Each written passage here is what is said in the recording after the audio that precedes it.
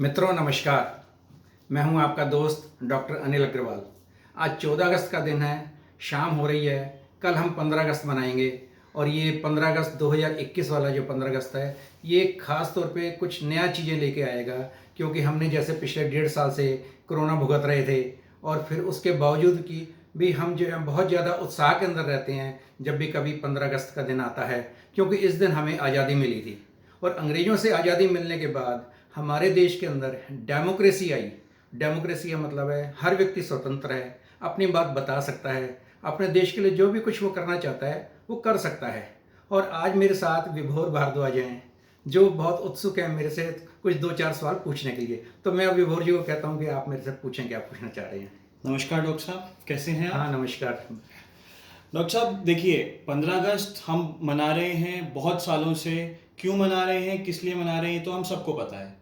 लेकिन मेरा क्वेश्चन ये है कि अक्सर हमने देखा है छोटे बच्चे, मेरे यार दोस्त, कुछ भाई बहन पतंग उड़ाते हुए चोट खा जाते हैं। तो उससे हम कैसे बचें? हाँ। और अगर कोई चोट खा भी जाए तो उसको कैसी दवाई लगानी है, क्या फर्स्ट एड देनी है, होम्योपैथी में हम कैसी कैसी दवाइयाँ यूज़ कर सकते हैं? क्योंकि ऐसा माना गया है कि होम्योपैथी हर इंसान को सूट करती है और उसके कोई साइड इफेक्ट्स नहीं होते।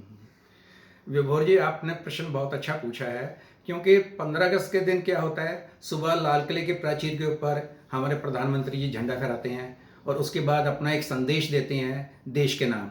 उसके बाद फिर ये सुनने के बाद फिर बच्चे अपना खेल कूद में लग जाते हैं, पतंग उड़ाते हैं जैसे आपने पूछा।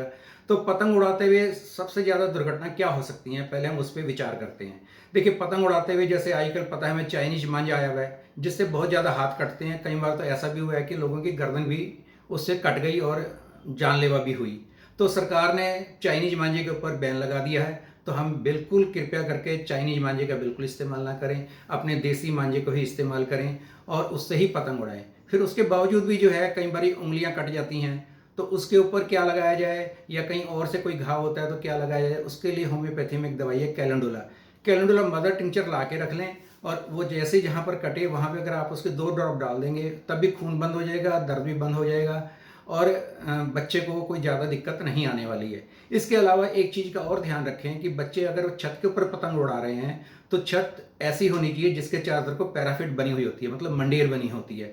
बिना मंडेर वाली छत के ऊपर बिल्कुल भी पतंग किसी बच्चे को ना आप उड़ाने दें।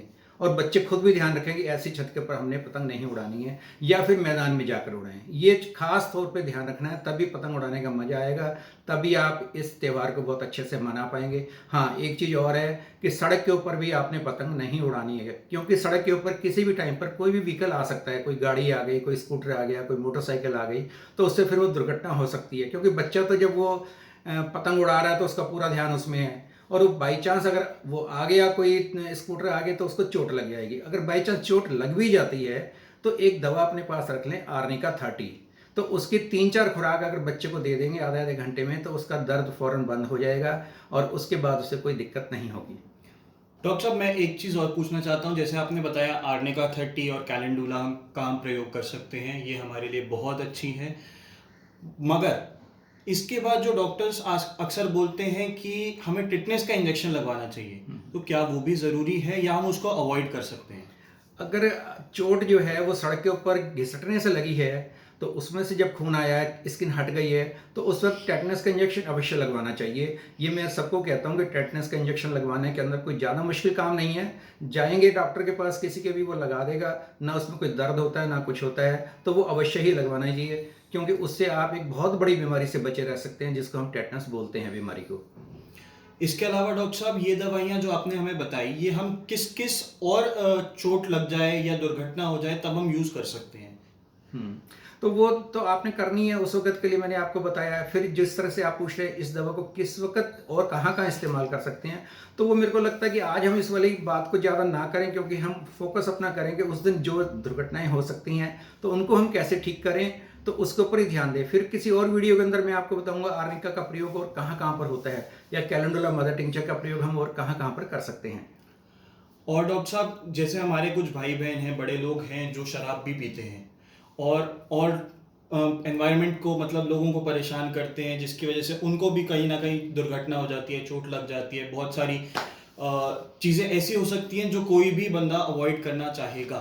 तो हम उनके लिए क्या मैसेज देना चाहेंगे आप? देखिए, जो शराब पीने वाले लोग हैं उनको मैं ये मैसेज देना चाहूँगा कि 15 अगस्त जो है हमारी आज़ादी का दिन है, उसको आज़ादी की तरह ही मनाएं। उसके अंदर शराब ना पिएं, क्योंकि सरकार ने भी उस दिन को ड्राई डे घोषित किया हुआ है कि शराब की जितनी शॉप होती हैं वो सब बंद रहती हैं। जब सरकार हमें बता रही है, एक मैसेज दे रही है, एक प्रोटोकॉल हमें समझा रही है कि उस दिन शराब बिल्कुल नहीं पीनी चाहिए, फिर भी अगर कोई व्यक्ति पीता है तो उसको ये ध्यान रखे कि बहुत थोड़ी मात्रा में पिए, नहीं तो ना पिए। एक दिन नहीं पीने से क्या होगा? ठीक है। अब विभोर जी का मेरे को लगता है कि सारे प्रश्न पूरे हो गए हैं, तो वो मेरे को कह रहे हैं कि बस मैंने इतना ही पूछना था। जी डॉक्टर तो साहब, मतलब मेन तो यही था। इसके अलावा अगर आप कुछ हमारे व्यूअर्स को कुछ जानकारी देना चाहें तो आप प्लीज़ दीजिए। इनको 15 अगस्त के बारे में और इंफॉर्मेशन दीजिए, और इनको बोलिए कि आपको और कुछ इनको पूछना हो तो हमारे कमेंट सेक्शन में ये आएँ, हमें बताएं, जिसके जवाब आप अवश्य देंगे। ये मेरे को पता है, आप डेली वीडियोस बनाते रहें। इनको कोई भी प्रॉब्लम हो तो हमारी वेबसाइट पे, हमारी ईमेल आईडी पे हमारे को कमेंट सेक्शन में बताएं।